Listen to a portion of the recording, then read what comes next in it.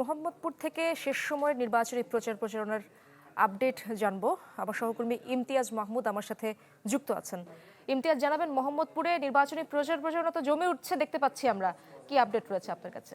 ইশরাত, ঢাকা ১৩ আসন মোহাম্মদপুর যে এলাকাটা, এখানে কিন্তু বলা যায় যে একটি জমজমাট পরিবেশে রূপান্তর হয়েছে এবং দেখাই যাচ্ছে যে কত মানুষ এখানে উপস্থিত। এবং একটি কথা বলে রাখতে চাই, ঢাকা ১৩ আসনে বিএনপি মনোনীত প্রার্থী ববি হাজ্জাজ আজকে বিকাল ২:৩০ বা বলতে পারেন যে দুপুর ২:৩০ থেকে এখানে একটি গণমিছিলের আয়োজন করেছে এবং কিছুক্ষণ আগে তিনি এই গণমিছিল উপস্থিত হয়েছেন। এবং এই ঢাকা ১৩ আসন, যেখানে যেটি বলা যায় শ্যামলী, আদাবর, মোহাম্মদপুর, এই এলাকা নিয়ে কিন্তু ঢাকা ১৩ আসন গঠিত। এবং এই আসনের যেই সকল ওয়ার্ডগুলো রয়েছে, সেই ওয়ার্ডের যত নেতা কর্মীরা রয়েছে, সিনিয়র যেই নেতা কর্মীরা রয়েছে, তারা এখানে যুক্ত হয়েছেন।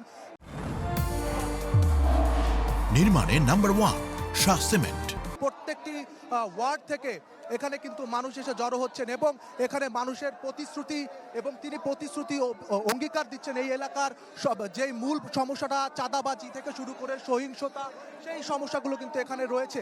আমরা এখানে আরও সমস্যা যে রয়েছে, যে আর আজকে একটু আগে 11টার দিকে, সকাল 11টার দিকে কিন্তু এই ঢাকা ১৩ আসনে মামুনুল হক তিনি কিন্তু জামায়াত আমিরের উপস্থিতিতে এখানে একটি বড় জনসভার চেষ্টা করেন।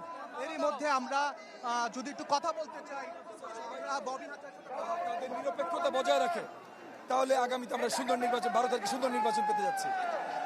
আজকে সকাল বেলা 11টার দিকে মামুনুল হক ১৩ আসনে যে একটি জনসভা করছে, শেষ সময়ের যে প্রচারণা, সেই প্রচারণাকে আপনি কেমন দেখছেন বা আপনার সামনে জয়ী হয়ে আপনি কতটা আশাবাদী? আমি অত্যন্ত আশাবাদী। আমাদের সব জায়গায় আমরা স্বতঃস্ফূর্ত সাড়া পাচ্ছি, জনগণের ভালোবাসা পাচ্ছি। এখনো দেখবেন লক্ষ জনতার মিছিল নিয়ে আমাদের শেষ র্যালিটা আমরা বের করছি। সো না, আমরা অত্যন্ত আশাবাদী ভাই।